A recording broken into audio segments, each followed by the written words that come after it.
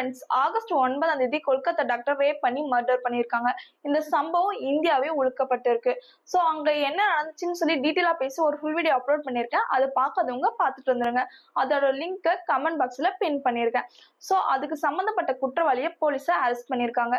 குற்றவாளி கிட்ட விசாரணையும் நடந்துட்டு இருக்கு. இதுல ஒரு பகுதியா உண்மை கண்டறியும் சோதனை நடத்தப்பட்டு இருக்கிறதா சொல்லப்பட்டிருக்கு. சோ அது என்ன டீட்டெயிலா பார்க்கலாம் வாங்க. அதுக்கு முன்னாடி இந்த மாதிரி இஷ்யூஸ் டிஸ்கஸ் பண்ண நம்ம சேனலை சப்ஸ்கிரைப் பண்ணாதவங்க சப்ஸ்கிரைப் பண்ணிடுங்க.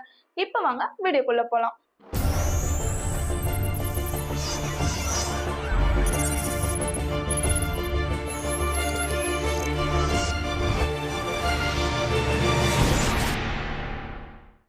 இப்ப ரீசெண்டா நடந்த கொல்கத்தா டாக்டரோட ரேப் அண்ட் மர்டர் கேஸ்ல கைது செய்யப்பட்ட குற்றவாளி கிட்ட விசாரணை நடத்தும் போது குற்றம் தொடர்பான உண்மைகளை சொல்ல மறுப்பதனால இந்த விசாரணையை முடிக்க முடியலன்னு சொல்லி சிபிஐல இருந்து சொல்லியிருக்காங்க. இதனால குற்றவாளியை உண்மை கண்டறியும் பரிசோதனைக்கு உட்படுத்தணும்னு சொல்லி நீதிமன்றம் அனுமதி அளிச்சிருக்கு.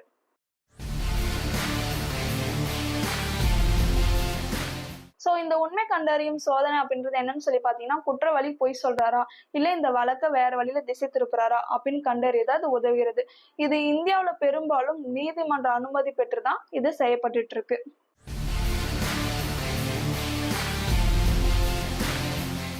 பாலிகிராப் பரிசோதனையில் விசாரணை செய்யப்படும் நபரின் உடலில் பொருத்தப்பட்டுள்ள கண்காணிப்பு கருவின் மூலியமா அவங்க உடலில் ஏற்படும் ரத்த அழுத்தம், மூச்சின் வேகம், நாடி துடிப்பு, தோலின் வெப்பநிலை போன்றவற்றை அவங்க கண்காணிக்கப்படுறாங்க.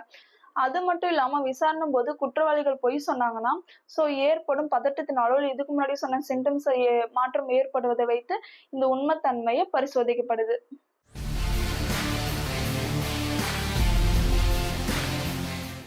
அது மட்டும் இல்லாம குற்றம் செய்யப்படாத நபர்கள் கூட விசாரணையின் போது இந்த மாதிரி பதட்ட நிலை ஏற்பட வாய்ப்பு இருப்பதால் இதோட நம்பகத்தன்மை இன்னும் கேள்விக்குறியா இருக்கு. இருப்பினும் எளிய பரிசோதனை முறை என்பதால் நம்ம இந்தியாவுல இன்னும் இது யூஸ் பண்ணிட்டு தான் வந்துட்டு இருக்காங்க.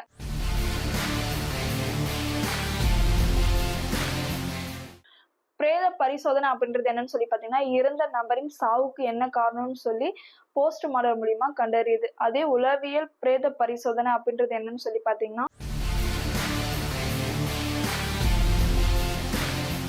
உளவியல் பிரேத பரிசோதனை அப்படின்றது என்னன்னு சொல்லி பாத்தீங்கன்னா, அவங்களுடைய மனநிலையும் அவங்க இறக்கறதுக்கு முன்னாடி எப்படி இருந்திருக்கும் அப்படின்னு சொல்லி கண்டறியதுதான் இந்த உளவியல் பிரேத பரிசோதனை.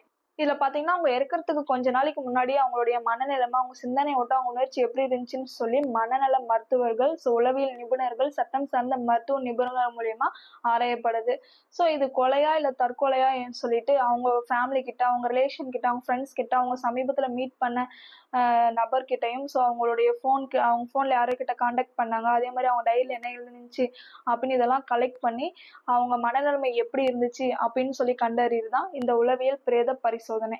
இதை வச்சு அந்த நபர் அவராவே முடிவு செஞ்சு தற்கொலை செஞ்சாரா இல்ல அவங்க யாராவது தற்கொலை செய்ய தூண்டுனாங்களா இல்ல வேற யாராச்சும் கொலை பண்ணிட்டாங்களா அப்படின்றத அறிந்து கொள்ள முடியும்.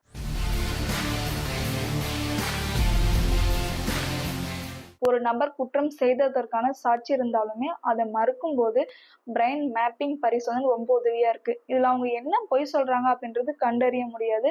பட் இருந்தாலும் திரித்து சொல்றாங்களா இல்ல பொய் சொல்றாங்களா அப்படின்றது ஈஸியா கண்டுபிடிக்க முடியும். பரிசோதனையின் போது அந்த நபருக்கு அறிந்திருக்க வாய்ப்பு இருக்கிறதா கருதப்படுது. அவர் அந்த சம்பந்தப்பட்ட சொற்களோ பெயர்களோ இல்ல சம்பவங்களோ அவங்களுடைய ஹெட்செட் மூலியமா அவங்களுக்கு ஒலிக்க வைக்கப்படும். பின் அந்த நபருக்கு அறிந்திருக்க வாய்ப்பில்லாத விசாரணையில் திரட்டப்பட்ட சம்பவங்கள் சொற்கள் ஒலிக்க வைக்கப்படும். இவ்விரண்டின் போது அவருடைய மூளையில் மின்னணு செயல்பாடுகள் தலையில் வெளிப்புறத்தில் பொருத்தப்பட்டுள்ள மின்முனைகளின் மூலம் கணினி அலையாக மாற்றப்பட்டு ஆராயப்படுது. ஏற்கனவே பரிச்சயமான சம்பவங்களை கேள்விப்படும் போது மின்னணு செயல்பாடுகளில் ஏற்படும் மாற்றங்களையும் பரிச்சயம் இல்லாத சம்பவங்களை கேள்விப்படும் போது ஏற்படும் மாற்றங்களையும் ஒப்பிடும் போது வித்தியாசமாக இருக்கும்.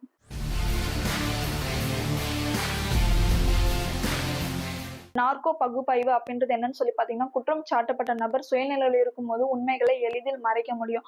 ஆனா இந்த நார்கோ பகுப்பாய்வுல அறுவை சிகிச்சைக்கு யூஸ் பண்ற பென்டோதால் அப்படின்ற மயக்க மருந்து உட்செலுத்தி செயல்படுவதனால இது பென்டோதால் விசாரணை அப்படின்றது சொல்லப்படுறாங்க.